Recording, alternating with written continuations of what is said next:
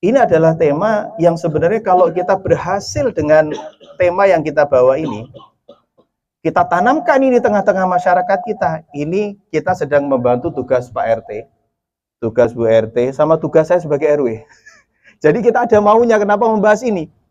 Karena ketika kita berbicara tentang kehidupan komunitas di satu lingkungan, dimulai dari mana? Dimulai dari dalam rumah masing-masing.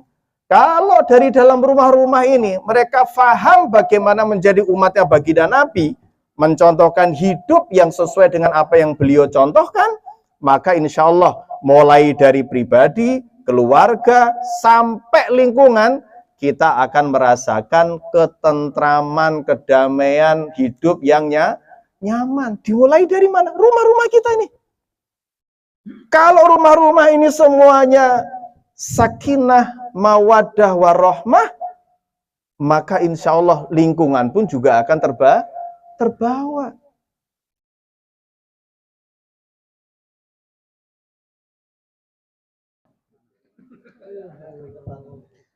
Bismillahirrahmanirrahim. Assalamualaikum warahmatullahi wabarakatuh. Ada yang belum jawab loh, ada yang ngobrol. Saya ulangi. Assalamualaikum warahmatullahi wabarakatuh.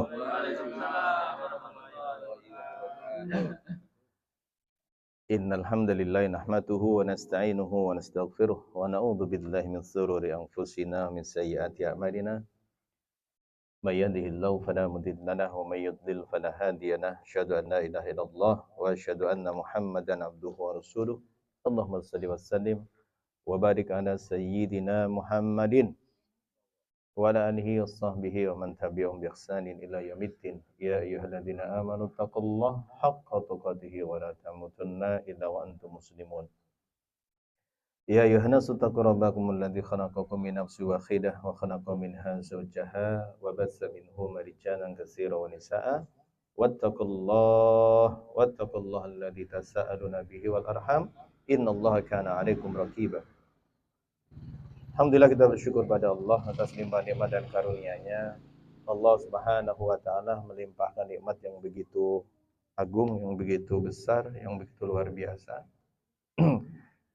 Yang semoga kita mampu menjadi hamba-hamba Allah yang bersyukur. Kayaknya mic-nya enaknya yang itu deh tadi. Ini kayaknya mic-nya kurang jelas.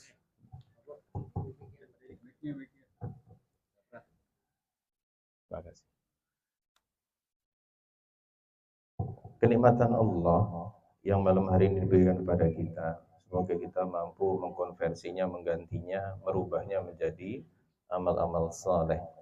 Semoga kita termasuk hamba-hamba Allah yang mampu bersyukur, karena kunci dari kebahagiaan hidup itu adalah rasa syukur. Syukurin gitu ya. Ya disyukurin nikmatnya maksudnya. Disyukuri. Allah SWT memberikan kepada kita berbagai macam nikmat yang kalau nikmat itu kita tidak mampu syukuri, baru diambil sedikit saja itu baru kerasa. Allah memberikan nikmat begitu banyak yang kalau kita absen tentu kita tidak akan mampu menghitungnya. Tetapi ketika nikmat itu sedikit diambil saja, baru kita merasakan, oh ternyata ini selama ini nikmat itu. Kita hari ini sama-sama mendoakan semoga saudara-saudara kita yang sedang diuji Allah dengan sakit, ya, semoga Allah SWT berikan kesabaran dalam sakitnya dan senantiasa ikhtiar dengan ikhtiar yang halal, sehingga sakit yang diderita kita doakan menjadi penghapus dari dosa-dosanya, penambah amal kesabarannya, dan terutama menjadikan kita orang yang lebih baik dari kondisi sebelum sakit. Ketika sakit itu membawa kita kepada kebaikan, sakit yang Allah berikan kepada kita, dampaknya adalah ketakwaan, dampaknya membuat kita merasa lebih dekat kepada Allah, maka hakikatnya musibah itu menjadi berkah. Karena makna berkah itu adalah ziyadatul khair, bertambahnya kebaikan. Kalau kebaikan itu gak kita dapatkan lewat rasa syukur ketika kita diberikan sehat, maka ketika Allah berikan sakit dan menjadikan kita kemudian menjadi lebih baik dengan sakit itu, maka inilah keberkahan. Jadi jangan selalu melihat bahwa yang kita sebut berkah itu ketika Allah memberikan begitu banyak nikmat. Oh, orang itu berkah, kenapa? Diberikan banyak nikmat oleh Allah. Belum tentu. Oh, orang itu kayaknya orang nggak benar, makanya Allah berikan sakit melulu. Nggak begitu melihatnya. Bisa jadi sakit yang sedang ditimpakan kepada saudara kita, cara Allah untuk mengangkat derajatnya. Dan bisa jadi kenikmatan yang Allah berikan kepada saudara kita menjadikan dia lupa diri, lupa tugas ibadah kepada Allah, malah justru nikmat itu menjadi musibah. Itu yang disebut dengan istidraj, kenikmatan yang justru menjadikan kita semakin jauh dari pemberi nikmat. Biasanya Pak, emang kita pikir tuh maunya kita ya, jalan kita mendapatkan surga Allah itu kan ada dua nih ya, lewat jalan syukur dan sabar. Seperti saya tuh. Saya bersyukur dapat Bu Ika sabar dapat saya. Kita sama-sama pengen surga itu. Tapi jalurnya beda. Saya banyak bersyukur dapat dia banyak sabar punya suami saya gitu ya. Tahu diri kan, kayaknya Bapak gitu juga ya. Waduh, istri kita termasuk orang-orang yang sabar. Kita yang banyak bersyukur. Bersyukur nggak Bu suaminya Bu? Tahu diri ya. Alhamdulillah, sekali lagi kita doakan semoga saudara-saudara kita, tangga kita yang sedang Allah uji dengan sakit, semoga sekali lagi menjadikan sakit ini penambah derajat kebaikannya, diberikan kesabaran, dan dalam sakitnya maupun setelah sembuhnya, semoga semakin meningkat kualitas imannya kepada Allah SWT. Yang paling kita khawatirkan dan kita doakan, jangan sampai sakitnya itu justru menjadikan musibah yang lebih berat. Apa musibah yang lebih berat itu? Kecewa terhadap takdir Allah. Suudzon terhadap takdir Allah. Ya Allah, saya ini kurang apa? Selama ini saya sudah ibadah kepadamu, pengen jadi orang baik, saya sudah baik ya Allah. Kok malah saya dikasih musibah ya Allah? Allah kok dipertanyakan. Kita yang akan ditanya tentang apa yang kita lakukan, bukan kita bertanya tentang takdir Allah. Jadi jangan sampai kita mendorong saudara kita yang sedang diuji sakit, sampai dia kehilangan kesabarannya, sampai dia kemudian banyak setan lewat. Setan itu ibu-ibu dan bapak sekalian, banyak memanfaatkan orang-orang yang sedang diberi musibah supaya mereka putus asa dari jalan Allah. Iya kan? Makanya semoga dengan sakitnya itu kita, kalau jenguk saudara kita yang sakit, tetangga yang sakit, Pak Bu, doakan yang paling penting itu adalah ingetin, tetap husnudzon dengan takdir Allah. Semoga dengan sakit ini Allah memberikan kebaikan. Biasanya sih ada juga yang gini, Pak Ugi mah nggak ngerasain, sakit nih Pak. Iya, saya doain. Saya tahu lagi sakit itu ya sakit. Kita juga, ya bapak-bapak nih, nggak tahu apa saya doang apa semuanya ya. Baru meriang aja Pak. Itu udah nggak enak semua kan. Saya kalau lagi sakit Bu, istri saya nggak boleh kemana-mana. Pokoknya harus di samping saya. Secengeng itu saya kalau sakit Pak. Padahal di depan bapak-bapak kelihatan gagah ya. Sok gagah doang. Kalau lagi sakit mah meong saya di rumah itu. Karena kalau kita sakit itu dibutuhkan orang yang menguatkan kita. Kalau di rumah ya istri kita, anak-anak kita. Tapi kalau kita menengok saudara kita di rumah sakit, yang paling penting doakan kesabaran. Ingatkan kepada beliau, semoga sakitnya menjadikan setelah sakit atau dalam sakitnya itu membawa kebaikan. Ziyadatul khair namanya. Bertambahnya kebaikan. Kemudian kita bersolat kepada baginda Nabi Muhammad SAW. Semoga dengan sholawat ini kita termasuk golongan umat yang mendapatkan syafaat, layak untuk diberikan syafaat oleh beliau, dan kita termasuk orang-orang yang layak untuk minum dari air telaga Kautsar yang setelah minum air itu kita tidak akan merasakan haus sedikit pun. Ya anggap aja ini semoga kok nggak ada mereknya ya? Oh gitu ya, karena YouTube Bu, jadi nggak boleh ada endorse ya ini ya. Walaupun yang datang, saya ngelihatnya ini datang nggak sedikit nih. Ini kan yang datang malaikat juga datang nih. Jadi jangan lihat yang ada di sini. Kalau udah di YouTube nanti sudah di subscribe banyak nih, yang nonton banyak nanti. Ya, jadi jangan cuma yang ini ya. Baik, terima kasih atas undangannya. Yang kami hormati seluruh pengurus majelis taklim, sesepuh kita. Di sini ada beliau itu sesepuh dua-duanya, sesepuh di RT 4 maupun sesepuh di RW 09. Ya, Abah Sarip beserta keluarga. Yang kami hormati pengurus RT 04. Namanya aja sudah nama salah satu nama surah di Quran. Bapak Lukman Nul Hakim. Cuman namanya aneh, Lukman Nul Hakim. Gitu ya Bu tulisannya Bang ya? Ya itu ciri khasnya Pak Lukman memang ya. Yang kami hormati seluruh pengurus majelis taklim maupun jamaah, Mas Bro yang sudah mimpin Yasin kita tadi. Terima kasih Bapak semuanya, Ibu-ibu, Bu RT, terima kasih. Tadi itu jangan dihabisin ya punya saya itu ya. Jangan rebutan.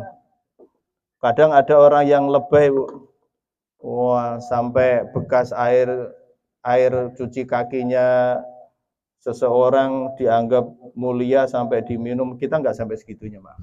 Tetap kita harus memuliakan ulama, tetapi tidak berlebihan sehingga menjadikan kita mendorong ulama itu untuk menuju kepada hal yang justru ditakutkan, yaitu apa? Takabur terhadap. Kita punya adab, ya. Kita memuliakan ulama, iya. Tetapi jangan kita dorong dia sampai dia nanti kehilangan ketawaduannya. Maka tugas kita kalau ketemu ulama misalnya boleh cium tangannya, kita memberikan rasa hormat kita. Tetapi ulama pun juga mereka menjaga dirinya supaya tidak terjatuh ke dalam kesombongan. Sehingga mereka pun tawaduk dengan ilmunya. Baik, ibadah ibu semua saudara mati Allah SWT, sesuai dengan tema yang akan kita bahas malam hari ini. Ini adalah tema yang sebenarnya kalau kita berhasil dengan tema yang kita bawa ini, kita tanamkan ini di tengah-tengah masyarakat kita, ini kita sedang membantu tugas Pak RT, tugas Bu RT, sama tugas saya sebagai RW. Jadi kita ada maunya, kenapa membahas ini? Karena ketika kita berbicara tentang kehidupan komunitas di satu lingkungan, dimulai dari mana? Dimulai dari dalam rumah masing-masing. Kalau dari dalam rumah-rumah ini, mereka faham bagaimana menjadi umatnya baginda Nabi, mencontohkan hidup yang sesuai dengan apa yang beliau contohkan, maka insya Allah mulai dari pribadi, keluarga, sampai lingkungan, kita akan merasakan ketentraman, kedamaian, hidup yang nyaman. Dimulai dari mana? Rumah-rumah kita ini. Kalau rumah-rumah ini semuanya sakinah, mawaddah, warahmah, maka insya Allah lingkungan pun juga akan terbawa. Sakinah. Ada Bu Sakinah? Nggak ada Bu Sakinah ya? Sesuai dengan tema, izin saya bukan merasa yang paling baik, tapi kita tugasnya saling mengingatkan. Tadi itu saya bercanda doang ya. Maksud saya, air itu saya enak tadi, jangan sampai berkurang ya. Saya bercanda doang dari itu ya. Kita mulai. Yang banyak melalaikan kita, yang banyak menjadikan kita itu merasakan hidup ini lelah. Karena kita kehilangan konsep. Bu, jadi rumah tangga itu capek nggak, Bu? Jujur. Alhamdulillah. Banget. Bapak-bapak capek nggak? Jadi tulang punggung keluarga.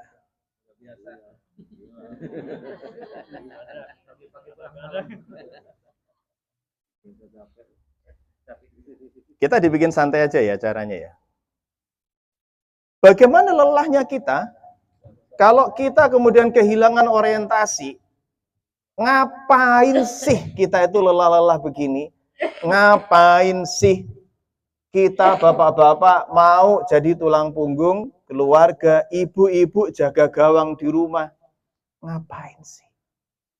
Kalau nggak semuanya kita punya muara, punya tujuan yang sama, maka yang ada kita merasakan lelah sampai akhirnya kita merasakan kehidupan kita di dunia ini kehidupan yang betul-betul menjadikan kita itu kelelahan, Pak. Karena nggak punya impian, nggak punya orientasi, nggak punya tujuan. Apa tujuan kita cuma begini coba? Bangun tidur, bukan tidur lagi ya, bangun tidur, rutinitasnya begitu-begitu aja, kalau tidak diniatkan ibadah, maka semuanya akan lewat begitu aja. Karena inamal amalu biniat, semua tergantung niat. Maka kalau kita memahami, semuanya ini bisa menjadi ibadah, dan ibadah yang paling berat itu adalah ibadah dalam rumah tangga. Pak, Bu. Waktu kemarin besan Pak Mul ya, RT 1. Saya jarang-jarang, Bu, sampai saya rekam. Karena saking terkesannya saya, Mas Bro, terkesan saya dengan penghulu sebelum beliau memimpin acara akad nikah. Jadi, Bu-ibu jangan salah ya, penghulu itu tugasnya bukan menikahkan, tapi mencatat pernikahan. Yang menikahkan siapa? Yang menikahkan itu wali nikah. Ayah dari pihak perempuan yang menikahkan. Maka saya sangat terkesan dengan apa yang beliau sampaikan sebelum beliau memimpin acara akad nikah atau akad nikah. Biasanya kan kalau di sini kita langsung gitu ya, atau kadang apalagi yang saya nggak seneng kalau acara sakral itu penghulunya itu selengean. Terus terang, kalau saya kurang suka. Karena tidak pada tempatnya, kecuali setelah akad nikahnya selesai, sudah selesai acara formalnya, acara khidmatnya, mas silahkan kita menghibur pengantin yang saat itu tegang gitu ya. Beliau mengatakan gini, Mas, betul, yakin, sudah siap dengan apa yang akan Mas lakukan yang hanya 5 menit, tapi akan merubah, konsekuensinya merubah semuanya. Hidup Mas akan berubah setelah peristiwa 5 menit nanti. Mas akan melakukan ibadah yang namanya nikah, yang ibadah itu ibadah yang paling panjang. Paling panjang. Setelah 5 menit saya terima nikahnya. Masih ada yang ingat ya? Kapan Mas Bro? Tahun berapa? Keren, hafal ya. Gak usah disebutin apa ya. Saya terima nikah dan kawinnya Fulanah binti Fulan dengan mas kawin tersebut. Ada yang dikredit gak? Dibayar tunai. Peristiwa ini akan merubah segalanya. Setelah itu akan ada ibadah yang sangat panjang, yaitu ibadah di dalam rumah tangga. Apa maknanya, Pak? Kalaulah kita sholat itu seumur hidup. Sampai kita mati, bahkan dalam keadaan sakit pun kita masih tetap harus sholat. Dalam keadaan di perjalanan masih harus sholat. Bahkan dalam keadaan perang masih tetap harus sholat. Tetapi sholat itu kan ada jedanya. Subuh jam sekian. Ya, sekarang jam 4:15 misalnya. Nanti kita sholat lagi duhur jam berapa? Jam 12 sekitar kurang seperempat. Nanti break lagi, setelah itu sholatnya lagi kapan? Asar, jam 3 kurang 10, sekitar itu. Sholat lagi kapan? Maghrib, jam 6 kurang. Sholat lagi jam 7 isya. Paling enggak sholat yang tiap hari 5 kali pun masih ada jeda. Tapi kalau yang namanya nikah, enggak ada jedanya, Pak. Enggak ada jedanya itu. Setelah kita akad nikah, setelah itu mulai argonya berjalan. Enggak ada. Pak RT, saya lagi lelah sama istri saya, Pak. Saya mau cuti dulu, mau break dulu nih, mau istirahat. Saya capek jadi suaminya, saya mau istirahat dulu. Bisa nggak? Wah, bentar ada penitipan di sini. Ini ada penitipan istri yang lagi suaminya cuti jadi suaminya gitu ya. Nggak bisa. Nggak bisa. Setelah akad nikah, maka yang ada ibadah terus itu. Dalam akad nikah. Dalam akad nikah itu, dalam pernikahan itu.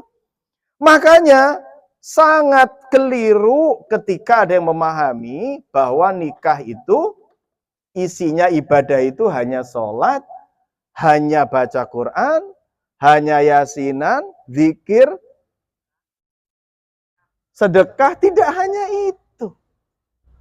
Semua yang kita lakukan dalam aktivitas rumah tangga itu mulai bangun tidur sampai tidur, bahkan di dalam tidur, itu saja bernilai ibadah terus. Coba deh, ibu-ibu, seandainya Bu, ibu-ibu hanya dinilai ibadah itu cuma kalau sholat, kalau baca Quran, kalau zikir gitu ya, kalau sholawat, alangkah kasihannya ibu-ibu.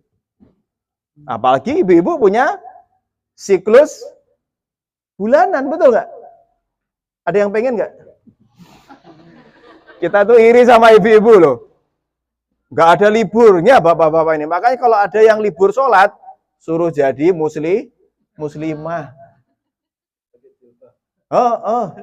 Karena dia pengen libur sholat itu ya. Ibu-ibu masih ada siklus berhentinya. Nah, tapi saat sedang tidak sholat itu, tetap ibu-ibu mendapatkan peluang pahala. Apa pahalanya? Masak, nyapu, ngepel, bikinin kopi, belanja. Iya, betul. Semua itu. Tapi yang salah gitu kita, Pak, Bu, yang salah itu apa? Kita tidak nawa itu. Kita tidak meniatkan bahwa semua aktivitas kita di rumah tangga itu, bismillah, saya niatkan ibadah karena Allah. Bukan karena suami. Suami itu hanya wasilah. Istri itu hanya wasilah. Tapi hakikatnya kita ibadah untuk siapa? Allah. Makanya ibu-ibu, salah besar kalau ibu-ibu ibadah hanya karena suami. Karena suami pasti ada ngeselinnya. Ini kan depan saya ini kan suami-suami yang gak selalu membahagiakan. Kadang-kadang ngeselin juga kan. Loh, Masya Allah. Ini pasukan dari langit ini kayaknya. Allah turunkan ini. Turunnya di sono lagi ya. Tapi kalau di sini juga percuma, Bu. Saya nonton doang, ngeliatin doang. Nggak bisa makan juga saya. Baik, udah ya iklannya ya. Lanjutkan. Ibu-ibu terutama, nanti juga bapak-bapak ya. Bu, jangan sampai kita nggak punya niat. Semuanya harus punya niat. Niatkan ketika kita mulai dari bangun tidur, apapun aktivitasnya, selama kita masih nyatu dalam aktivitas rumah tangga tadi itu ibadah semua itu.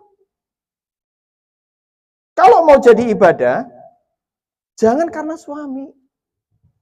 Kalau lagi seneng sama suami, lagi enjoy, bikinin kopinya, enak Pak. Ngaduknya dengan cinta gitu ya. Begitu bete sama suaminya, ngadunya sampai muncrat-muncrat Pak. Saking keselnya itu ya. Apalagi gulanya sebenarnya ada, pengen nambahin gula aja. Apalagi sering buat candaan sekarang ya. Kalau habis berantem sama istri, hati-hati loh ya. Apalagi istri kok kita belum minta maaf, dia baik banget nih, hati-hati ya. Coba Bu, kalau ibu-ibu melakukan bikinin kopi buat suami karena suami akan banyak kecewanya. Tapi kalau ibu melakukan, suami saya mau ngeselin kayak apapun, ini adalah perintah Allah untuk saya berbakti kepada suami, saya akan tetap lakukan. Karena siapa? Allah yang nyuruh. Oh, masih ada iklannya. Masya Allah, ini kayaknya ada donatur nih. Yang keberapa Bu RT? Masya Allah. Ini Pak Caris, ini kalau ditambahin begini ini maksudnya berarti harus sampai subuh nih.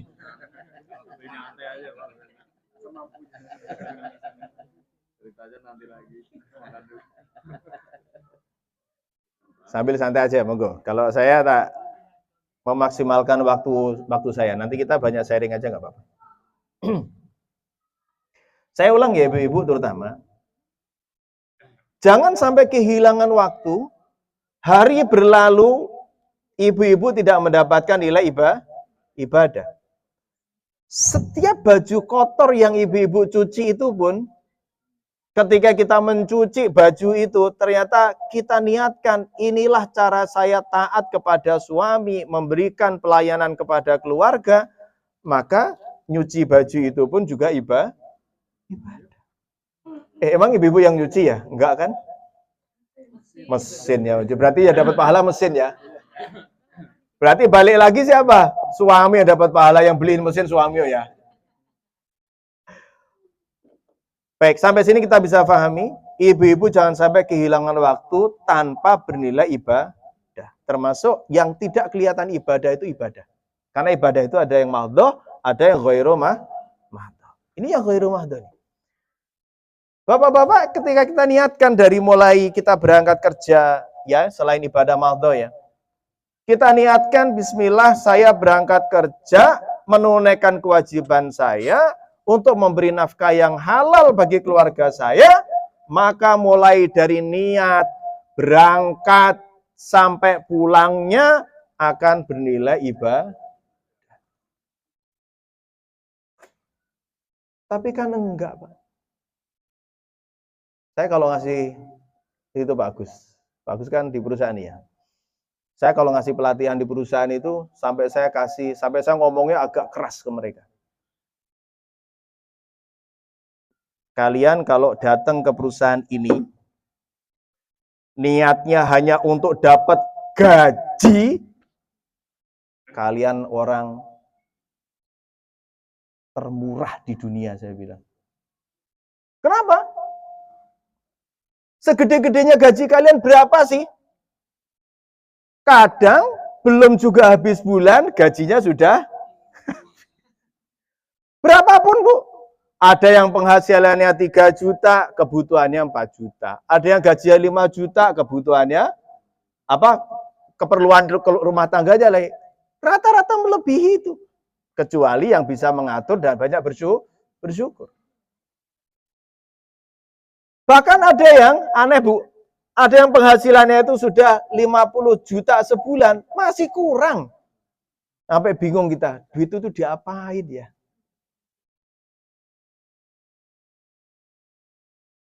Kira-kira Pak Agus, di perusahaan, misalnya mewakili perusahaan teman-teman di perusahaan, berapapun gaji kita, kalau kita ternyata para suami berangkat kerjanya untuk mendapatkan gaji bulanan, berarti nilai kita cuma segitu. Yang kadang belum habis bulan, gaji sudah Tapi yang menjadikan kita ini, para suami, nilainya mahal. Karena kita niatkan dalam pekerjaan kita itu niatnya untuk ibadah. Gaji mungkin habis, penghasilan kita mungkin habis, tapi yang nggak pernah habis itu adalah pahala. Makanya kita mahal nilainya di hadapan Allah gitu loh. Para suami itu saya sangat respect, hormat banget sama orang-orang yang berikhtiar. Pernah kan kejadian Umar Ibn Khattab menasihati seseorang yang banyak zikir di masjid. Padahal lagi zikir, Pak, diomelin sama Umar. Ngapain kamu? Zikir, wahai Amirul Mukminin. Kenapa kamu jam segini bukannya kerja? Terus siapa yang menafkahi kamu? saudara saya. Saudaramu lebih baik daripada kamu yang asik-asikan zikir sementara saudaranya kerja. Artinya Islam itu proporsional. Saatnya kerja ya kerja. Ini kadang dimanfaatin tuh perusahaan-perusahaan itu, Pak. Kan klien saya banyak non-muslim juga tuh. Kadang itu kita malu gitu sebagai muslim tuh.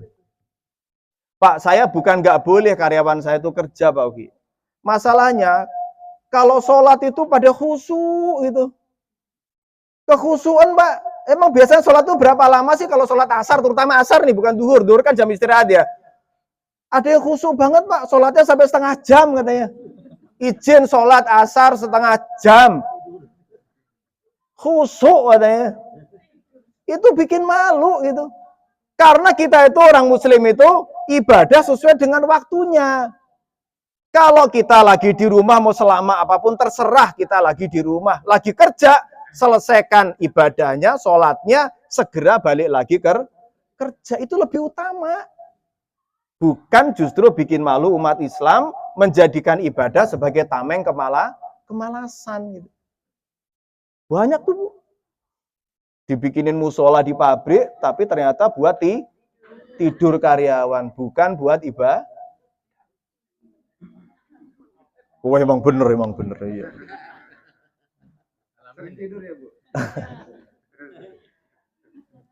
Nah, makanya Bapak, yuk mulai sekarang, ibu-ibu sama niatkan pekerjaan rumah tangga itu bernilai ibadah, bapak-bapak juga diniatkan bernilai ibadah, sehingga kita itu mahal. Berapapun penghasilan kita, yang Allah lihat bukan nilai penghasilannya, tetapi jerih payah kita untuk bekerja, memberi nafkah yang halal bagi keluarga. Itu yang menjadi takaran suami itu semahal apa di hadapan Allah. Siap menjadi suami mahal? Mahal kita ini, Bu, di sisi Allah. Ibu-ibu tetap bersyukur berapapun yang dihasilkan oleh suami. Ini satu hal yang saya sampaikan di awal, bagaimana rumah tangga itu isinya ibadah semua. Tidak hanya sholatnya, tidak hanya puasanya, tidak hanya baca Qur'annya, semua aktivitas dalam rumah tangga itu adalah ibadah. Ibu-ibu, yang kita mau ngiri itu, Pak, sebenarnya sama ibu-ibu. Bu, seandainya ibu-ibu tahu betapa Islam itu sangat-sangat sayang kepada muslimah. Islam itu datang, Bu, untuk mengangkat derajat para perempuan nih. Diangkat mereka, Pak. Ibu merasa jadi muslimah, jadi orang Islam itu membanggakan, senang, atau ada sesuatu yang mengganjal, Bu, jadi muslimah, Bu?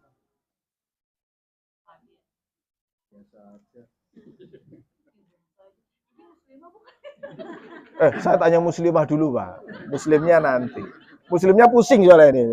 Saya tanya muslimah bahagia, muslimnya pusing nih. Bu, saya tanya sekali lagi. Ibu menjadi muslimah itu satu kebanggaan, senang, bersyukur, atau ada hal yang masih ganjel nih?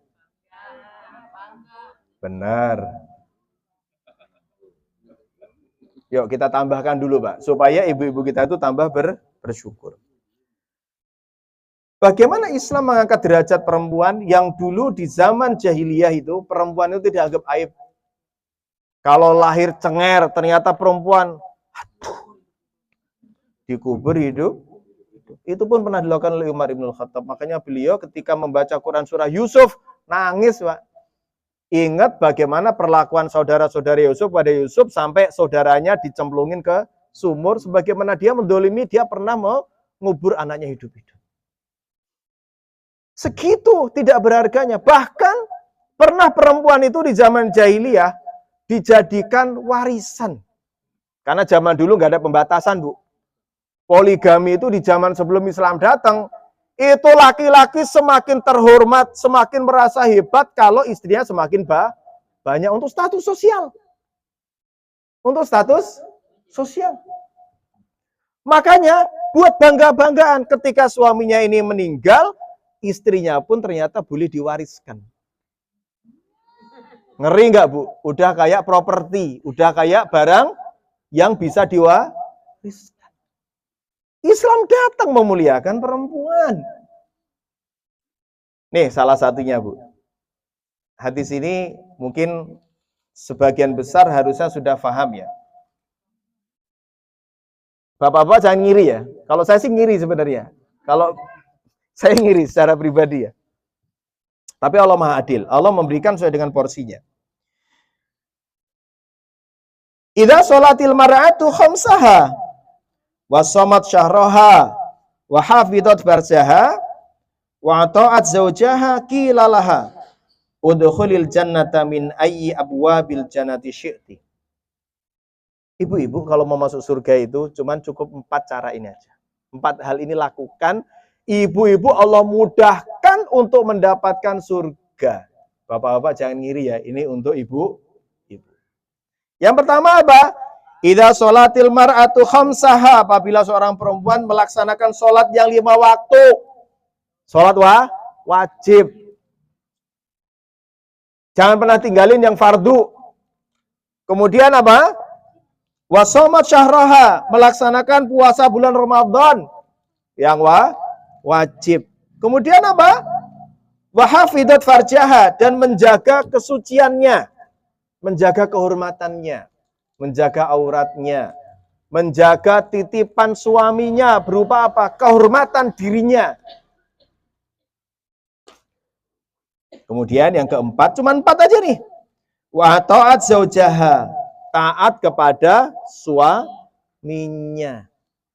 Bu, ya ingat-ingat, apa tadi 4?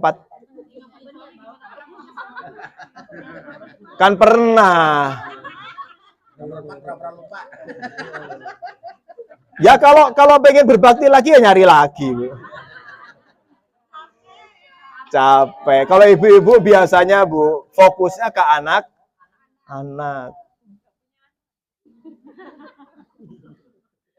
Kita tutup kajian kita. Ntar ya per kasus nanti. Kasusnya ini secara umum dulu. Jadi apa tadi Bu? 1? Sholat 5 waktu Ibu-ibu enak loh Bu. Nggak wajib jamaah kan ibu-ibu? Enak. Bapak-bapak wajib sholat berjamaah. Ibu-ibu enggak, suruh di rumah aja sholatnya. Yang kedua, puasa Ramadan. Itu pun ibu masih dikasih bonus kan. Biasanya juga seminggu ada liburnya gitu ya. Tapi kan bayar, ngutang ya. Yang ketiga, menjaga kehormatannya, kesuciannya termasuk menutup auratnya. Yang keempat, taat kepada suaminya selama tidak memerintahkan maksiat kepada Allah. Ternyata Bu, memang cuma 4. Setelah 4 ini, udkhilil jannata min ayyi abwabil jannati syi'ti. Ketika 4 hal ini dilakukan, kata Allah, masuklah ke surga lewat pintu manapun yang ibu-ibu inginkan. Cuma tapi yang ibu-ibu mau curhat, yang keempat itu Pak, susahnya minta ampun. Berarti kaitannya dengan ibadah rumah tangga. Lah kok ngaku ya? Ayo kita sinkronkan sekarang. Ayo kita bikin sinkron. Ibu saudara mati Allah, Bapak semoga bisa menjadi suami yang menuntun keluarga kita mendapatkan surga. Kita serumah di dunia, insya Allah kita sesurga. Ibu-ibu kok nggak ngaminin ya? Enggak, soalnya ada, enggak di sini sih, di tempat lain ya. Ketika didoain semoga nanti menjadi suami istri di dunia bersambung ke surga, aminnya enggak semangat.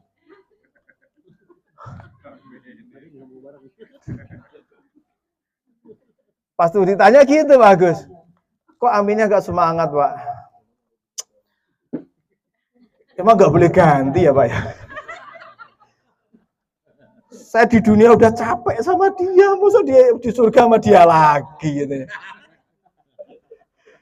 Udah kebayang itu, udah pengen, ya Allah jadikan dia ujian aja deh, yang penting nanti di surga saya bisa ganti pasangan gitu. Ini salah besar loh, ini kesalahan yang harus kita benahi pemahaman kayak gini nih. Saya takutnya saya pada gak semangat gitu. Masa di dunia saya sama dia, di akhirat sama dia lagi sih Pak. Jadi nggak semangat saya masuk surganya gitu ya. Yuk kita buka ayatnya.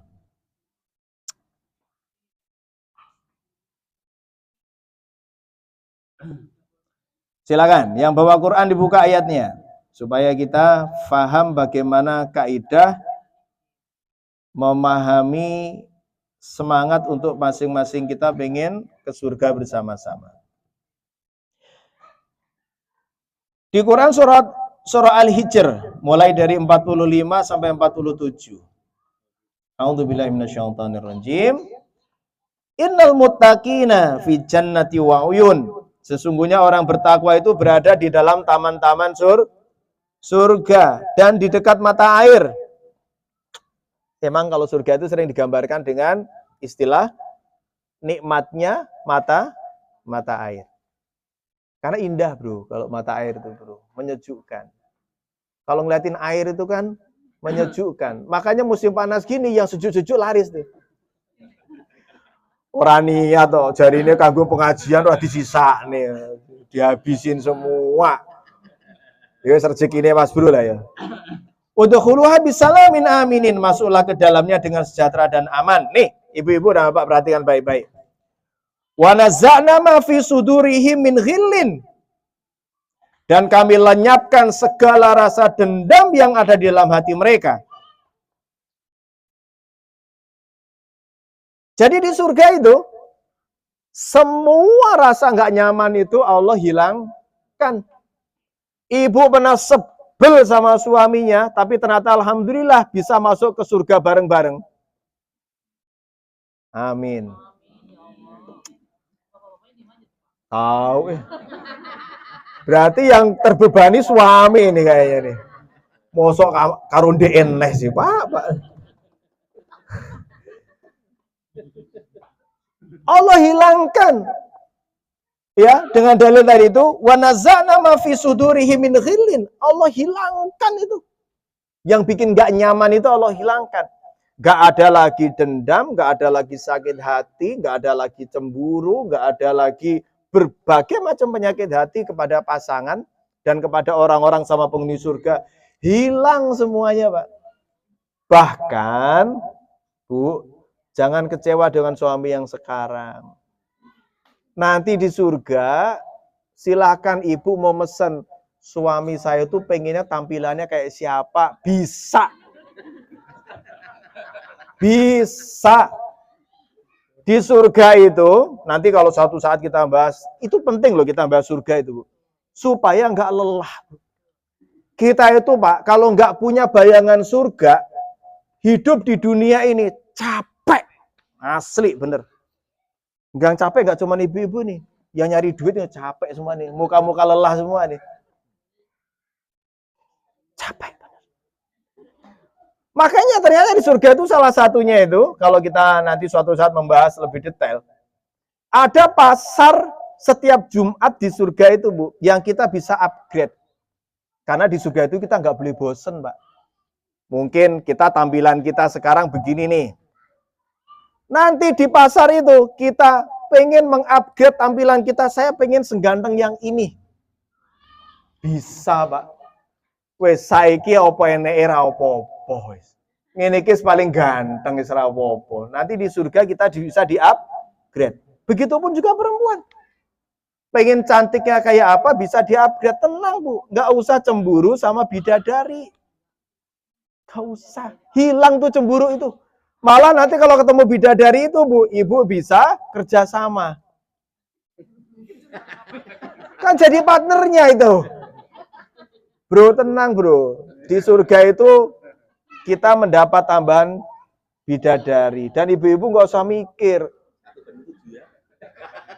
70. Dan kita nggak usah, jangan-jangan istri kita itu saking cintanya ya, nggak usah ke surga, nanti saya takutnya cemburu, dia nanti ketambahan bidadari. Halah bu. Nah, kalau ada yang tanya, ada bidadara nggak? Saya lebih cenderung pada pendapat, cari ibu bidadari ada apa enggak. Tapi kalau bidadari jelas. Ibu-ibu nggak usah ngiri. Nih bu, ini bedanya ya. Surga itu cerminan dari apa yang menjadi ujian kita di dunia.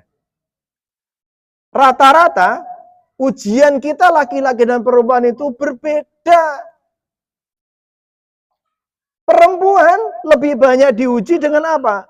Lebih senang dengan perhiasan, lebih senang dengan penampilan, lebih senang dengan rumah. Kalau laki-laki kan lebih banyak keluar rumah. Kalau perempuan yang menjaga rumah, maka perempuan itu yang paling diinginkan di surga itu apa? Perhiasan, rumah yang megah, rumah yang indah. Tapi jarang perempuan yang digoda dengan laki-laki. Yang banyak itu mata keranjang itu ya laki-laki, bukan perempuan. Ujian para laki-laki di dunia ini dengan ujian perempuan itu, Allah berikan motivasi berupa siapa? Kalian yang mampu mengendalikan syahwat, tetap menunaikan syahwat dengan cara yang halal kepada istri yang halal, yang sah, maka Allah akan ganti cara kita untuk menaklukkan syahwat kita itu dengan apa? Dikasih tambahan nikmat berupa bidadari. Itu untuk penghargaan ujian di dunia. Maka perempuan itu ujiannya bukan itu. Rata-rata perempuan itu ujiannya perhiasan. Makanya kita heran kan, laki-laki kan nggak begitu mikirin perhiasan, betul nggak? Memang kita beda. Kalau sama, masa jeruk makan jeruk? Kita harus beda loh, laki-laki sama perempuan. Memang harus beda. Untuk apa? Saling melengkapi. Betul nggak, Bu? Makanya ibu-ibu nggak usah ngiri. Wis toh, ning kono ki sing penting ora usah ribut sik, nanti di sono gimana-gimana. Mlebu sik sing penting gitu loh. Mlebu rong karuan kok seribut nek mlebu engko cemburu suaminya dikasih tambahan bidadari. Wis mlebu sik wis alhamdulillah. Target kita masuk surga. Kenapa penting, Bu? Kenapa Pak penting membahas surga itu? Ini masalah rukun iman yang keberapa? Yang kelima. Percaya kepada hari akhir. Ini yang sering nggak dibahas, Pak. Ketika kita lalai membahas rukun iman yang kelima, percaya kepada hari akhir ini, kita lemah, Pak. Kita sering down, frustasi, capek. Makanya kita butuh mendekatkan surga itu dalam benak kita itu dideketin. Wah, berarti kita salah niat dong, Pak. Kita salah niat dong. Berarti kita ibadah kepada Allah bukan untuk Allah, tapi untuk dapat surga, terhindar dari neraka dong. Kita salah niat. Berarti kita menjadikan surga menjadi hamba-hambanya surga. Ada yang mau tanya gitu nggak? Enggak. Kalau ada yang mau tanya gitu, jawabannya saya kasih Mas Bro. Silakan dijawab, Mas Bro. Karena ada juga loh orang-orang yang tahapan itu tahapan orang beriman itu levelnya beda-beda ya. Maka jangan disamakan. Kalau bagi yang sudah makrifat katanya, sudah gak penting surga neraka. Yang penting ridho Allah. Betul. Muaranya, puncaknya di situ. Tetapi, Bapak-bapak, saudara mati Allah,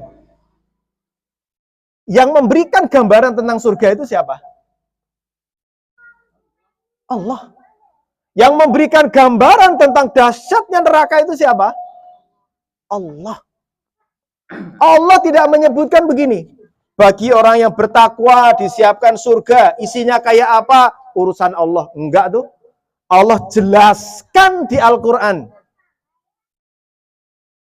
Bahkan bahasanya di Al-Quran itu lebih detail lagi. Kita di surga itu bersama dengan anak cucu kita ngobrol di dipan-dipan, berhadap-hadapan, ada minuman, ada buah-buahan, ada mata air. Kalau bapak-bapak ada bidadari gitu ya. Bikin ibu-ibu cemburu itu ya. Allah gambarkan itu.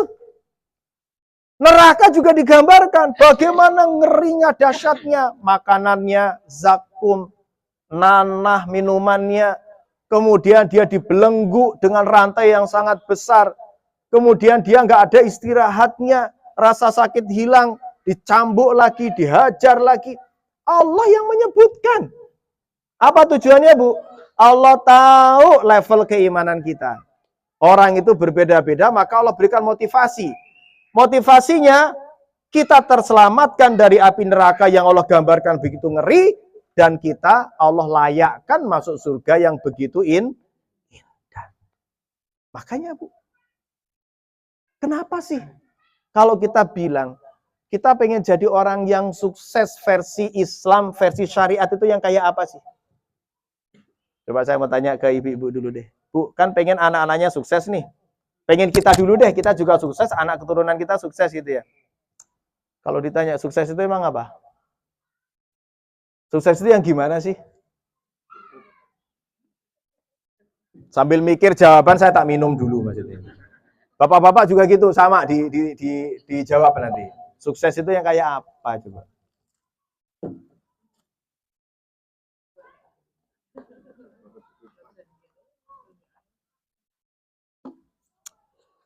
Iya Bu, ada yang mau mewakili jawab? Bu RT, gimana Bu? Sukses sih yang piye Bu? Nah, lah iya, sukses itu piye maksudnya? Gimana Bu coba? Sukses itu yang gimana coba? Susah diungkapkan ya? Jawaban paling enak Pak. Saya kalau misal ujian Bu, ujian nih ya, UAS, ujian akhir semester. Ada soal kan? Jawab aja Bu, susah untuk diungkapkan Bu. Gurunya pusing Pak, iki muridnya kepinteran ya. Susah diungkapkan. Bapak-bapak ada yang mewakili nggak? Sukses itu yang kayak apa sih? Oh, sukses itu Pak Ugi. Ada teman saya yang dia jadi anggota dewan. Jadi anggota DPR. Kemudian kita sebagai teman ngasih ucapan apa? Selamat dan sukses ya. Wah, kamu sekarang udah sukses nih. Sudah jadi anggota dewan. Padahal ini banyak anggota dewan loh. Dewan Kemakmuran Masjid. Loh, sukses itu. Insya Allah. Selamat ya. Sekarang jadi bupati. Wah, sekarang kita punya gubernur misalnya nih. Kang siapa? Kang Dedi misalnya. Wah, sukses itu kalau kayak Kang Dedi itu. Jawabannya sudah pasti sukses. Jawabannya di Quran surah Ali Imran ayat 185. Ayat yang sering dibaca kalau Ustadz Wawan ngumumin ada yang meninggal. Kullu nafsin dha'iqatul maut. Wa innama tuwaffawna ujurakum yaumal qiyamah. Faman zuhziha 'anil nar wa udkhilal jannah faqad faz. Wa mal hayatad dunya illa mataul ghurur. Setiap yang bernyawa pasti akan merasakan kematian dan hanya pada hari kiamat Allah akan sempurnakan balasannya. Maka di dunia itu nggak mungkin ada balasan yang sempurna. Di akhirat nanti Allah akan sempurnakan balasan itu. Faman zuhziha 'anin nar, barang siapa yang Allah jauhkan dari api neraka, wa udkhilal jannah, dan dimasukkan ke dalam surga, faqad faz, maka sungguhnya dialah yang mendapatkan keberuntungan, kemenangan atau kesuksesan. Kalau kita mengacu kepada berbagai pendapat, silahkan masing-masing punya pendapat. Tetapi kalau mengacu kepada Al-Quran, Ternyata orang yang sukses itu orang yang Allah jauhkan dari api neraka dan dimasukkan ke surga. Itulah versi sukses menurut syariat Allah. Silahkan hari ini ada yang jadi gubernur. Kita doakan semoga amanah gitu ya. Tergantung beliau. Mau nggak menjadikan gubernurnya itu sebagai wasilah untuk terselamatkan dari api neraka dan layak untuk mendapat surga. Silahkan menjadi RT. Apakah dengan menjadi ketua RT itu menjadi wasilah kita untuk terselamatkan dari api neraka dan masuk ke dalam surga? Silahkan menjadi para istri. Istri dengan ujiannya masing-masing, dengan karakter suami yang berbeda-beda. Apakah menyikapi suaminya itu sebagai wasilah selamat dari api neraka dan masuk ke dalam surga? Ini ujian kita, Pak. Maka samakan persepsi, kita dikatakan sukses kalau kita mampu menjadikan semua yang kita miliki itu untuk wasilah dijauhkan dari api neraka dan masuk ke surga. Makanya Pak, jadikan semua yang kita punya itu untuk mengejar negeri akhir. Wabtaghi fima atakallahu darul akhirah wala tansa nasibaka minad dunya. Dengan apapun yang Allah anugerahkan kepadamu, kejarlah negeri akhirat. Disuruh apa, Bu? Ngejar negeri akhirat dengan apapun yang kita punya. Malam ini kita punya waktu. Ya kan? Kita datang ke sini. Tujuannya apa? Ngejar akhirat, Pak. Kalau ngejar dunia, apa yang didapat? Mendingan kita tidur. Mendingan kita nonton. Tapi kenapa mau datang ke sini?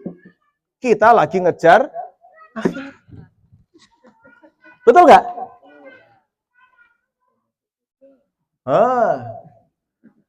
Walatang sana nasibaka minad dunia.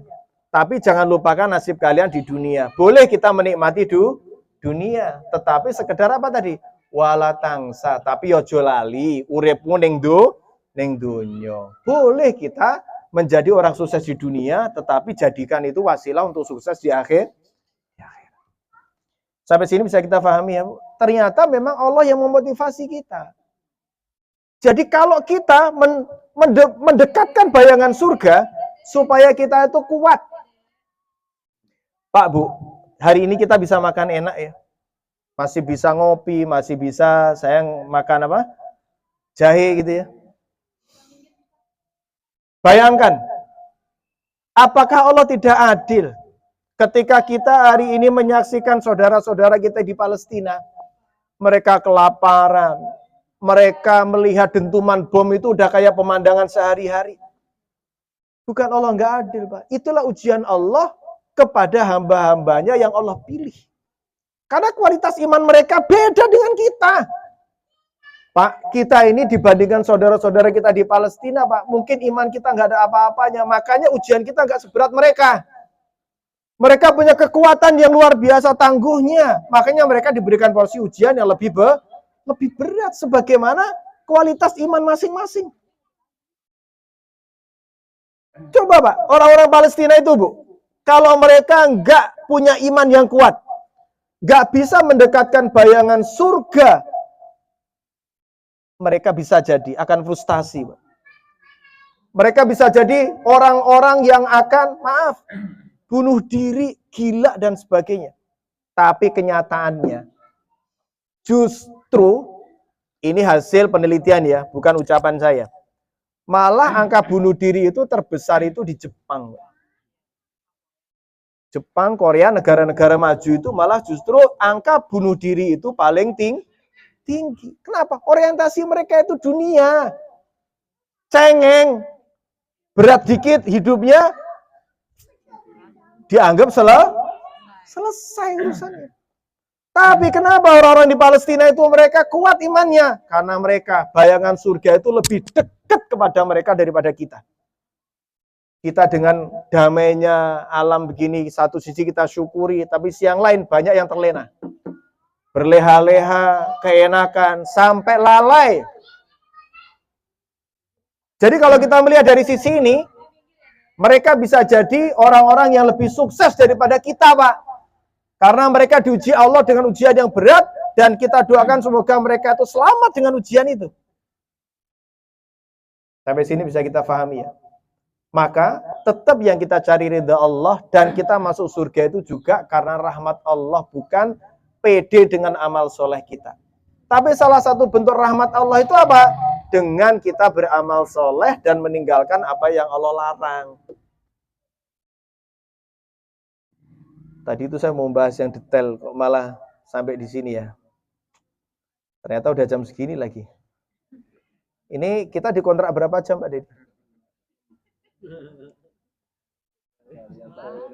Oke, dikit lagi ya saya tambahkan ya. Nanti habis ini kita bisa tanya jawab. Bapak dan Ibu saudara rahmati Allah, ketika Allah menjadikan, harusnya kita sebagai partner ya, suami istri itu partner. Pengen jadi sukses kan? Pengen kita nggak cuma kita juga. Walaupun doanya itu kalau kita doa dimulai dari pasangan dulu nih, baru nanti anak. Rabbana hablana min azwajina wa dzurriyyatina qurrata ayun waj'alna lil muttaqina imama. Tapi yang diminta duluan itu siapa sih? Min azwaj, pasangan dulu yang qurrata ayun. Jadi kita sebelum nanti mikirin anak, PR kita itu adalah bagaimana hubungan kita dengan pasangan kita dulu. Suami dengan istri, istri dengan suami ini bagaimana nih? Kita jangan ngimpi punya anak yang qurrata ayun, yang soleh dan solehah, kalau pasangan aja bermasalah. Makanya Quran itu luar biasa dahsyatnya. Para ulama itu memberikan tafsir yang luar biasa hebatnya. Sebelum kalian jauh ngomong masalah dzurriyyah keturunan, beresin dulu urusan dengan pasangan. Beresin dulu. Allahu Akbar walillah. Makanya Ibu saudara mati Allah, tugas kita itu nggak mudah. Bagaimana menjadikan pasangan yang betul-betul bisa dilihat oleh anak keturunan kita, bahwa kita ini mampu kemudian mewariskan anak-anak yang soleh dan solehah. Kira-kira Bu, akhir-akhir ini kan lagi ada berita yang di sini termasuk yang mana nih? Kalau ada anak yang ketahuan ngerokok di sekolah, kemudian dikasih hukuman oleh pihak sekolah, mau yang ikut-ikutan ngelaporin apa nabokin anaknya? Kalau zaman dulu kan kita termasuk yang itu ya Pak. Kalau ada guru ngaji, kita ngaji nih. Karena kita telat atau kita bandel sama guru ngaji kita sampai dihukum, anak kita laporan, malah ditempeleng sama bapaknya. Karena saking bapaknya menghargai guru ngajinya. Nah, sampai sekarang itu guru-guru bodoh amat. Arep rokok ya karepmu. Arep nyimeng ya karepmu. Arep mabuk di sekolah juga karepmu itu. Itu kan tadi baru dikirimin Pak Muslim tuh.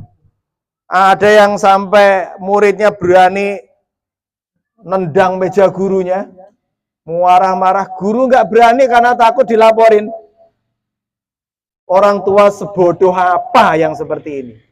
Saya terus terang paling tersinggung kalau kayak gitu tuh. Orang tua yang sebodoh apa yang kemudian mendukung kenakalan dan pelanggaran anaknya? Kalau kita sudah nitip anak kita di sekolah saat itu, serahkan sekolah. Kalau enggak, ajar sendiri kalau mampu. Bikin sekolah sendiri, ajar sendiri. Makanya saya salut. Waktu itu saya dengar kabar ya, di Fatahillah itu katanya ada yang, maaf, naudzubillah ya, ada yang sampai, ya dikeluarin. Wah ini melanggar HAM. Dia melanggar aturan, makanya bikin komitmen gitu loh. Tanda tangan bersama, diwakili oleh wali murid, ini perjanjian bersama dengan pihak sekolah. Supaya apa? Kalau ada yang melanggar, Ya harus dikasih sanksi. Jangan dibiarkan. Pak, Bu, kalau anak-anak kita itu sekolah cuma butuh ilmu, sorry. Gurunya itu udah kalah pinter sama AI.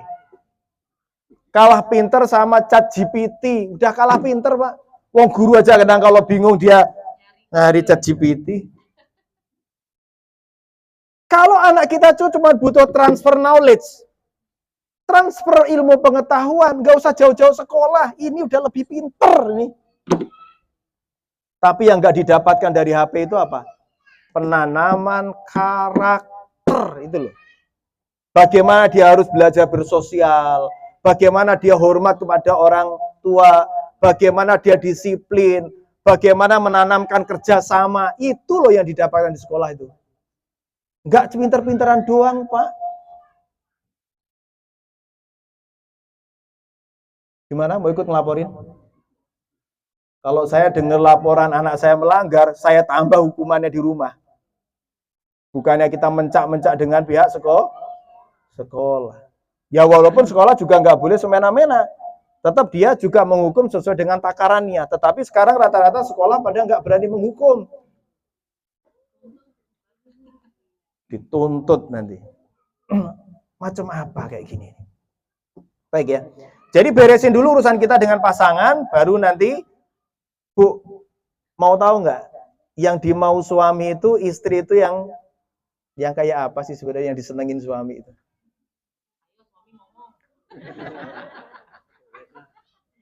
Wah, ini kalau ada Mas Ito tak suruh ngomong nih. Nggak ada sih, mentang-mentang suaminya nggak ada, suami orang lain suruh ngomong ya.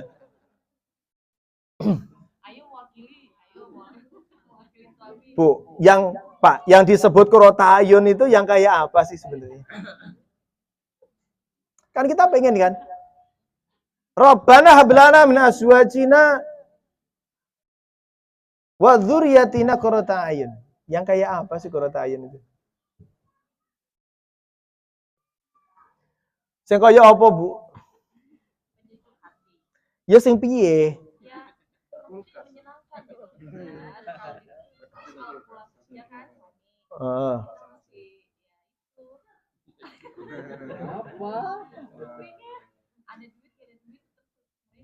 Halah abot. Susah. Angel gitu.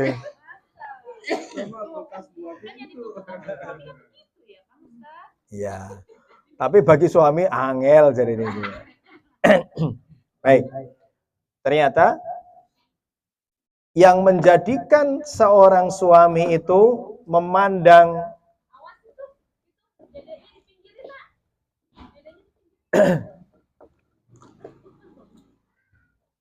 istri yang menyenangkan bagi suami itu ternyata bukan karena pinternya. Karena ada juga, Pak, walaupun salah satu bisa ya. Karena ada juga orang yang semakin pinter istrinya semakin ngeselin buat suami. Karena kadang pinternya itu kebablasan sampai sok pinter dengan suami. Suami diceramahin mulu, Pak. Ada salah dikit keluar dalil. Ya, ayah itu salah. Tadi itu ibu ngaji. Dicatat nih dalilnya begini. Ayah harusnya tuh begini nih. Kira-kira suami terima nggak tuh? Oh, tajak gelut ustadmu ya. Angel ya. Ternyata nggak gitu, Pak. Istri para perempuan yang lebih rajin ngaji kan perempuan nih. Semakin ngaji, bukan semakin sok pinter di depan suami, tapi semakin menyenangkan suami. Outputnya itu bukan pinter-pinteran, Bu, tapi adab kepada suami. Betul, Pak.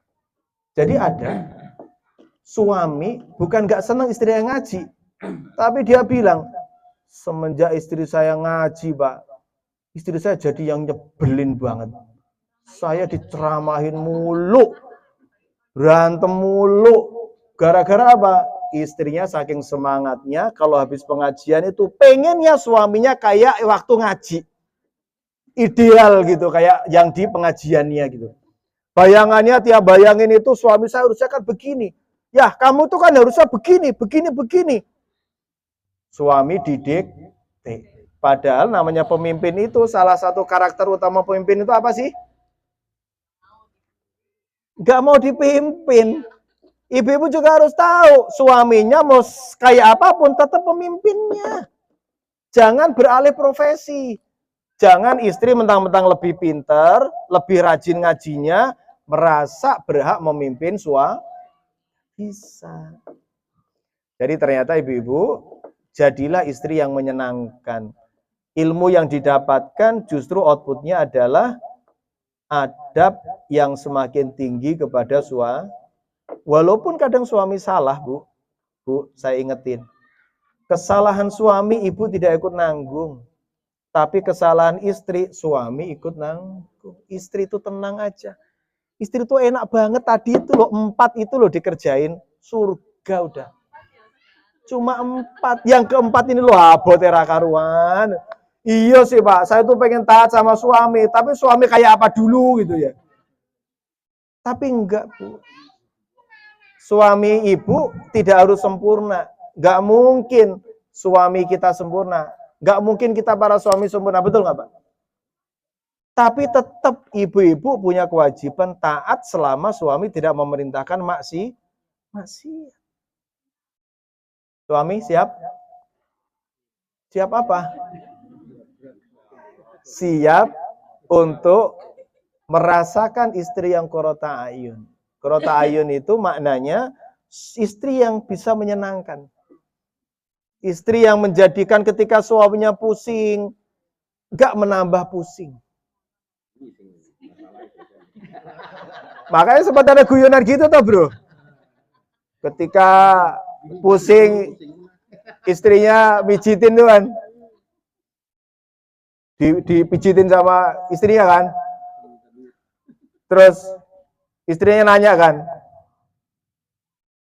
Mas, ini kan mama pijitin. Dulu kalau waktu bujangan yang pijitin siapa? Bukan, jawabannya enak banget Pak Lukman. Dulu nggak, waktu bujangan saya nggak pernah pusing gitu. Pusingnya sejak punya istri. Ya, ternyata memang jadilah istri yang betul-betul bisa qurrata ayun. Bagaimana bisa, ya memang nggak mudah ya, tapi nggak mudah itu bukan berarti nggak bisa. Tapi harus diupayakan, harus diikhtiarkan. Para suami juga jadilah kita suami yang tidak mentang-mentang kita pemimpin, tapi kita juga mempunyai tanggung jawab, dan akan lebih besar tanggung jawabnya, yaitu ku anfusakum wa ahlikum naro. Menjaga diri kita dan keluarga kita dari api neraka. Ibu-ibu sebenarnya tidak sampai seberat itu, karena apa? Ibu-ibu punya suami yang menjadi tameng ibu dari api neraka. Makanya kalau ibu-ibu sampai melepaskan suaminya, berarti melepaskan tamengnya. Maka carilah solusi yang terbaik dalam setiap masalah di rumah tangga. Pasti rumah tangga itu ada masalah semua. Saya tuh kadang kalau mikir ya Pak, kalau saya bisa ngelihat yang goib itu ya. Saya misalnya bayangin ya, pengen terbang gitu ya, keliling keluarga saya tapi lewat atas gitu Pak. Ini Mas Bro masalahnya apa, pengen saya tahu. Ini Pak Sodik masalahnya apa. Saya yakin ini di kepala kita ini masalah semua nih. Nggak ada yang nggak punya masalah. Tetapi, lah iya, kan saya nggak perlu begitu. Saya mendingan pura-pura nggak tahu, tapi saya tahu kalau semua punya masalah. Tapi obat dari semua masalah itu adalah tuntunan agama. Maka saya tutup dengan salah satu hadis yang luar biasa dahsyatnya. Kata Rasulullah, man yuridillah bi khairan yufaqihu fid din. Barang siapa yang Allah kehendaki kebaikan pada dirinya, Allah fahamkan dia terhadap urusan agamanya. Kenapa? Karena agama itu adalah obat penawar dari semua permasalahan yang kita hadapi. Semua ada di dalam agama. Ketika kita nggak nemuin, kenapa kita muter-muter pusing? Karena kita belum menemukan obatnya di agama. Kita para suami, secara zahir, semuanya itu hanya dituntut apa yang terlihat secara zahir. Bu, Kita nggak bisa menghakimi hati orang. Ya. Bahkan ketika ada satu kejadian ketika Usama bin Zaid, beliau dalam perang sudah ketika ada salah satu orang kafir yang dia pedangnya sudah jatuh. Kalau perang itu kuat-kuatan lengannya itu penting banget nih. Kalau dia beradu pedang kemudian kekuatan dia lebih kuat, strateginya lebih hebat, maka pedang musuh bisa jatuh dan dia sudah lemah. Saat itu ternyata musuh ini dia kemudian mengucapkan kalimat syahadat. Asyhadu an la ilaha illallah wa asyhadu anna Muhammadan Rasulullah. Saya bersaksi bahwa Tuhan saya adalah Allah, tidak ada Tuhan yang hak disembah kecuali hanya Allah, dan bahwa Muhammad adalah utusan Allah. Ternyata oleh Usama bin Zaid tetap dibunuh, karena bagi Usama itu cuma akal-akalan aja. Kejadian ini sampai kepada Rasulullah dan Rasulullah murka luar biasa, marah sampai dia mengatakan yang sangat terkenal, Zaid, apakah engkau telah belah dadanya sehingga engkau tahu apa yang ada di hatinya? Engkau telah membunuh orang yang sudah bersaksi bahwa Tuhannya Allah dan bahwa Muhammad adalah utusan Allah. Maknanya apa? Jangan menghakimi yang urusan hati, urusan batin yang tidak terlihat. Kita hanya bisa menghakimi secara zahir. Hukum itu hanya berlaku secara zahir. Maka ketika ada kemaksiatan, dosa yang dilakukan oleh anak kita maupun istri kita, di luar sepengetahuan kita, para suami, tapi yang penting satu hal bro. Yang penting pastikan suami sudah menjadi suami yang benar dengan mengajarkan anak dan istri. Itu tanggung jawabnya itu. Setelah dia mengajarkan itu, kok tetap di luar sepengetahuan suami, istri melakukan dosa, anak melakukan dosa, maka dosa itu akan menjadi urusan dia dengan Allah, karena kita nggak bisa melihat secara zahir. Kita nggak bisa menghakimi secara batin atau hal yang tidak terlihat oleh kita. Tetapi yang salah, ketika sudah tahu istri melakukan kemaksiatan, suami membiarkan, bahkan memfasilitasi. Ini yang bahaya itu. Maka dosa itu akan ditanggung oleh siapa? Oleh istrinya, termasuk oleh suami. Dan suami yang seperti ini sampai Rasulullah sebut dengan istilah al-dayyuts. Suami yang enggak cemburu ketika istrinya melakukan dosa dan kemaksiatan. Jadi, ada dosa yang menjadi tanggung jawab pemimpin. Kalau dosa itu dosa yang terlihat dan dia tidak mengajarkan, maka itu menjadi tanggung jawab para suami. Tapi, kalau sudah dikasih tahu, sudah dinasehati, tetap istri melakukan dosa dengan sesuatu yang tidak diketahui oleh suami, anak-anak pun begitu, maka itu akan menjadi tanggung jawab mereka kepada Allah. Suami juga tidak akan dituntut melebihi kemampuannya. Kan nggak mungkin kan, suami ngontrol 24 jam. Betul nggak bro? Maka ada dosa yang masih menjadi tanggung jawab suami terhadap apa yang dilakukan istri dan anak-anaknya. Ada dosa yang akan mereka tanggung sendiri ketika suami tidak tahu mereka melakukan dosa itu dan suami sudah memberikan tanggung jawabnya untuk memberikan nasihat dan ilmu. Saya kasih contoh gini deh, misalnya. Maaf ya Bu, ya jangan tersinggung ya. Kan salah satu 4 tadi itu kan menjaga kehormatan, menjaga kesucian. Termasuk maaf salah satu untuk kita, termasuk apalagi perempuan, menjaga auratnya. Kita suami sudah mengingatkan. Sholat jangan tinggalin. Ternyata tanpa sepengetahuan kita, istri kita nggak sholat. Maaf bro, kita nggak akan dituntut Allah. Tapi yang dituntut Allah kalau kita nggak memberikan nasihat itu. Kalau kita sebagai suami nggak memberikan peringatan itu. Pakai tutup auratmu dong. Saya kan sebagai suami pengen taat kepada Allah dan juga pengen kamu menutup auratmu sebagai bentuk apa? Ketundukan kita kepada aturan Allah. Maka ketika suami sudah memerintahkan itu, ternyata istri masih balelo, maka maaf, tanpa sepengetahuan kita, tidak akan Allah minta pertanggungjawaban kita. Karena Allah tahu kita sudah melakukan tugas kita. Ya kan? Yang jadi masalah, ini yang sangat sedih, bikin saya sedih. Ketika suami atau kita orang tua memfasilitasi istri kita untuk berpakaian yang membuka aurat. Kalau pernah dilakukan, ayo kita bertobat.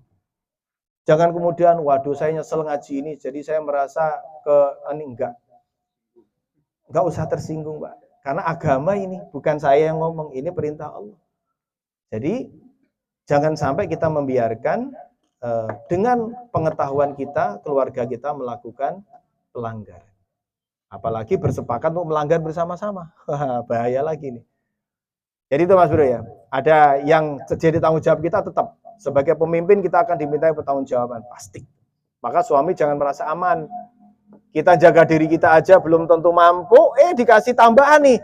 Ku anfusakum wa ahlikum, itu loh yang ngeri. Jaga dirimu dan keluargamu, naro dari api neraka. Maka ibu-ibu kalau sayang sama suami, Bu, sayang sama suaminya enggak? Kalau sayang sama suaminya, bantu suaminya supaya bisa selamat dari api neraka, karena bisa jadi istri dan anak-anaknya yang menjadikan dia tidak selamat. Makasih Mas Bro, melengkapi pembahasan tadi karena waktunya terbatas. Terima kasih. Semoga bisa, tapi clear ya Mas Bro ya. Makasih. Ya iya, mosok istri kita melanggar dan kita nggak tahu, mosok kita dibebani itu ya enggak. Tapi kalau kita tahu, bahkan ini saya tambahin sedikit Bu.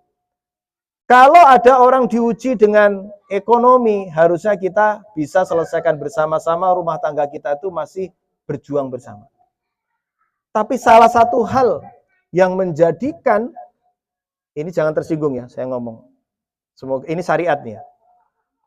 Salah satu alasan yang menjadikan kita berpisah, dan perpisahan itu bukan hal yang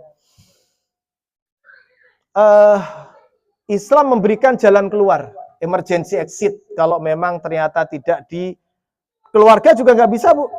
Kalau misalnya ada yang terdolimi, ada kedoliman di rumah tangga itu, kemudian kita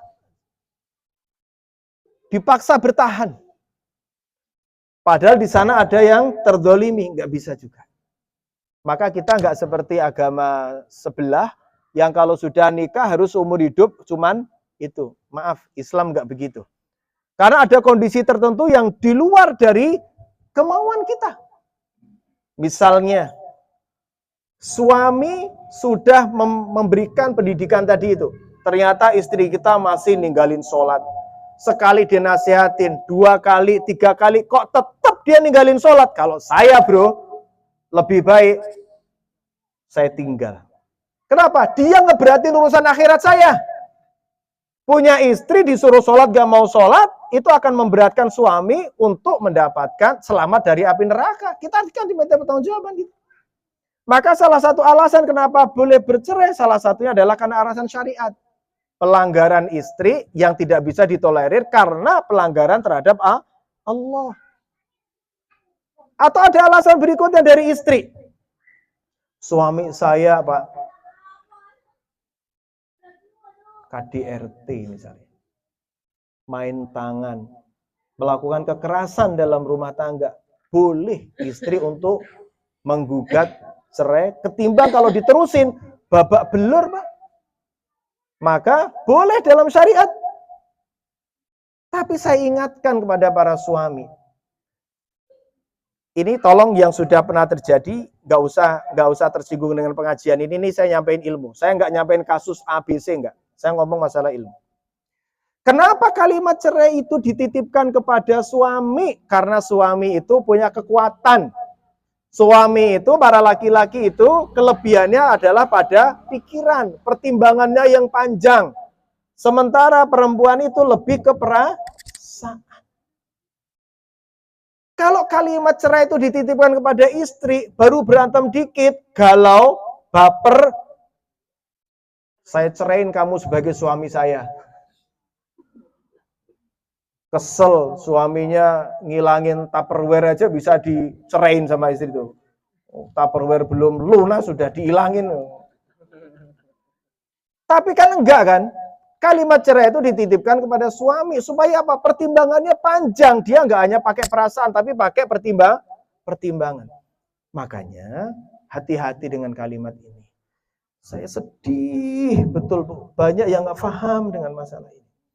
Ada yang sudah ngucapin cerai mungkin enggak kehitung tapi masih serumah.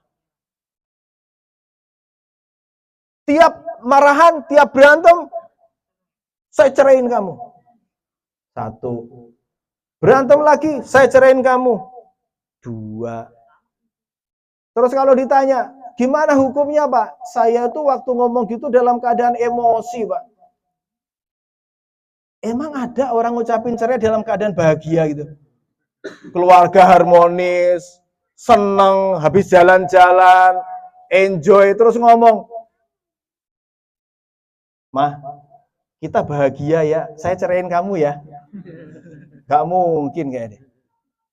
Makanya dalam keadaan emosi itu diserahkan kepada suami kalimat itu. Tahan, jangan mudah mengobral kalimat cerai. Sampai sini bisa kita pahami Pak. Hati-hati saat emosi. Namanya rumah tangga pasti punya masalah. Tetapi jangan kalimat ini, kita cuma punya kesempatan 2 kali loh, enggak 3 kali sebenarnya. Talak itu kan ada 3 ya Bu ya. Tapi sebenarnya talak itu yang memungkinkan balik ya cuma 2. Talak roj'i namanya sama talak bain. Yang 2 ini namanya talak roj'i yang bisa rujuk. 1 ini talak bain. Udah berat untuk bisa rujuk Pak. Syaratnya berat. Talak 1 dikasih kesempatan. Opo gue. Talak 1 dikasih kesempatan. Jangan langsung diborong, ini nggak boleh juga sebenarnya secara hukum. Langsung, saking emosinya bro. Langsung kamu saya talak 3. Walaupun tetap jatuh talak 3, kalau saya lebih sependapat itu. Karena dia saking sembrononya, sampai berani ngomong lancang talak 3. Tetapi kalau kita pun dalam emosi terpaksa terucap itu pun, masih ada kesempatan talak berikutnya. Tapi talak 1 tetap. Ngomong aja talak gitu aja. Saya ceraiin kamu. Emosi. Jatuh tapi itu. Kata Rasulullah ada yang bercandanya dan seriusnya itu sama-sama serius. Salah satunya adalah ucapan cerai. Maka ketika terucap cerai itu, ya dia kemudian harus menanggung saat itu dia sedang cerai. Tapi kalau talak 1 masih ada kesempatan. Rujuk dengan syarat apa? Masa idahnya itu 3 kali suci. Buru-buru. Tujuannya apa sih talak 1 tuh Bu? Supaya mikir. Ternyata begitu habis ditalak, habis dicerai, kok gak enak ya dewean ya? Kok pusing ya dewean ya? Kok gak enak di rumah rasanya ya? Kok ngurusin anak-anak pusing ya sendirian ya? Supaya mikir. Jadi Cak Londong mikir gitu ya. Ternyata setelah itu kemudian dia merasa kehilangan dan dia sebelum masa idahnya habis, langsung balik otomatis. Yang penting tidak melebihi masa idahnya yaitu 3 kali masa suci. Sudah rujuk nih. Suatu saat masalah lagi. Biasanya Bu, kalau sudah pernah ngucapin itu, nanti akan terulang. Makanya hati-hati yang sudah pernah sekali. Hati-hati ini. Suatu saat terulang, dia ngucapin lagi. Nggak bisa kayak yang pertama. Kemarin kan saya bisa langsung rujuk ya. Emang sekarang nggak bisa ya kayak yang dulu. Sorry. Syarat dan ketentuan berlaku. Dia jatuh ke talak kedua. Apa syaratnya? Ya nikah. Bukan. Ini talak kedua, Bu. Nikah. Ya dia nikah lagi, nyiapin mahar lagi, ada wali nikah lagi, ada saksi lagi, persis kayak waktu nikah yang pertama. Sudah rujuk lagi, terulang lagi. Wis, talak 3. Wis berat itu, angel wis, angel. Apa ya iso? Namanya ada Pak, bro. Namanya dosa muhalli. Muhalli itu dosa orang setelah talak 3 nih. Kok saya masih pengen rujuk sama dia ya, pengen nikahin dia lagi ya? Misalnya nih, saya sama Pak, enggak jadi. Misalnya saya sama si A gitu ya, punya teman. Bukan saya lah ya, contohnya ya, naudzubillah ya, enggak mau saya. Misalnya si A, nih, sama si B, udah talak 3 nih. Dia kemudian kan syaratnya kan dia harus nikah dulu sama orang lain nih. Kemudian baru, atau kita juga nikah dengan orang lain, baru kita bisa, kalau sama-sama mereka bubar, baru kita bisa nikah. Akal-akalan nih, namanya dosa muhalli, orang yang menghalalkan, pura-pura menghalalkan. Jadi, si A sama si B ini cerai, dia si A ini punya teman si C. Si C suruh pura-pura nikahin si B. Tapi dia punya perjanjian, jangan apa-apain ya. Segelnya tetap harus dijaga ya. Nanti setelah nikah, kamu harus ceraiin dia. Supaya apa? Dia bisa saya nikahi. Emang Allah bisa ditipu, Pak? Itu namanya ada tuh. Dosa di kitab Al-Kabair itu ada namanya dosa muhalli. Orang yang diperintahkan untuk menghalalkan. Dan itu tetap haram. Gak bisa ngakal-ngakali syariat. Maka hati-hati Bapak semuanya. Saya sedih Pak, bener Pak. Sampai kemarin tuh saya sampai jam 12 malam tuh. Ada warga yang dari jam 8 sampai jam 12 Ibu. Ternyata dia sudah sering mengucapkan itu, saya dudukkan masalahnya. Apalagi sudah ada KDRT-nya itu ya. Sudah ada bekas-bekas visum cakaran-cakaran. Awalnya saya pikir KDRT, tapi ternyata saling mencakar, ya udah. Berarti itu tawuran, Bro, bukan KDRT, ya udah, berarti udah cakar-cakaran. Bukan dicakarin ya, tapi cakar-cakaran ya wis. Ternyata masalahnya apa tahu enggak? Cuma masalah komunikasi. Kesel ditahan, ditumbuk, lama-lama keluarga itu kehilangan moodnya, yang ada kesel, yang ada sakit hati. Semua yang dilakukan istri enggak dia kesel, semua yang dilakukan suami enggak pernah ada yang benar, numpuk sampai akhirnya berantem mulu. Wes, masalah keluarga itu macam-macam, Bro. Bersyukurlah kalau kita masih bisa ketawa. Salah satu indikasi keluarga yang sehat itu Pak Sodik. Kalau Pak Sodik masih sering ketawa, njiwiti bojone, lagi masa ditowel. Boleh, Pak? Boleh. Ya boleh lah. Sing gak oleh. Sing ora oleh mlebu dapur wong nuwani bojone wong diantemi wong. Tapi ning ngantemin sebelahe pernah, Pak? Yo karo aku ngono ngantemine. Gitu ya. Jadi salah satu indikasinya itu kalau masih ada canda tawa dalam rumah tangga. Boleh kita itu kalau bisa Pak, komunikasi itu yang enak. Bercanda, ngomong nggak penting dalam rumah tangga itu penting. Ngomongnya rasa sepenting-penting terus, pusing. Terus ngomong sing receh-receh, sing penting rumah tangga harmonis. Moga, terima kasih Mas Bro atas melengkapi ya. Tadi yang disampaikan mungkin ada yang kurang. Itu sebagai penutupnya, semoga bermanfaat. Aku qouli hadza astaghfirullah. Innallaha wal ghafurur rahim. Assalamualaikum warahmatullahi wabarakatuh.